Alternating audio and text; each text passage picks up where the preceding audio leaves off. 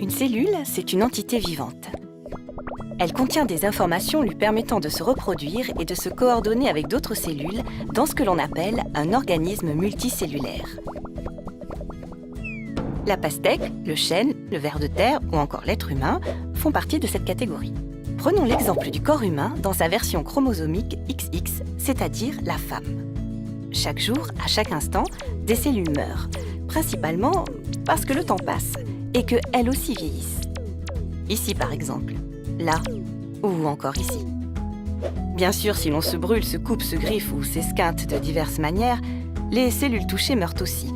Mais ce n'est pas ce qui nous intéresse aujourd'hui. Focalisons-nous ici. Cette cellule vient de mourir. Pour la remplacer, sa voisine va se dédoubler, une copie parfaite d'elle-même. Tôt ou tard, ce sera sa voisine qui, dans le même processus, se fera remplacer. Oui, la nature est bien faite. Mais parfois, elle plante. Une sorte de bug dans la copie. L'ADN dupliqué n'est pas le même et la nouvelle cellule ne correspond pas à son modèle d'origine. C'est embêtant, mais pour éviter cela, le corps humain possède un système de contrôle permettant de vérifier et de déceler en cascade ces bugs de copie. Si une erreur se produit, elle est détectée et réparée si possible. Dans le cas contraire, la cellule est déclarée incompatible et va d'elle-même s'isoler et s'autodétruire. Ce phénomène arrive tout le temps.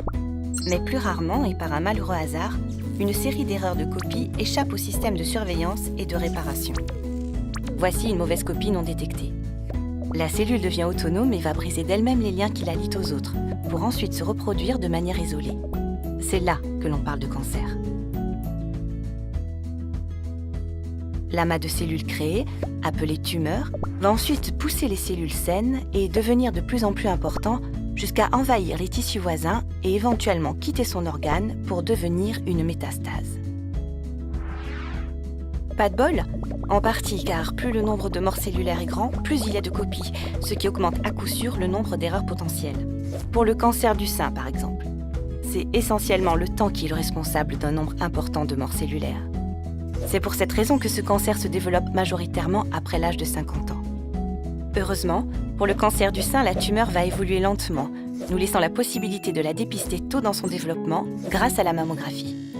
Le dépistage par mammographie, c'est dès 50 ans, c'est gratuit et tous les 2 ans. Dépister tôt le cancer du sein permet une guérison dans 9 cas sur 10.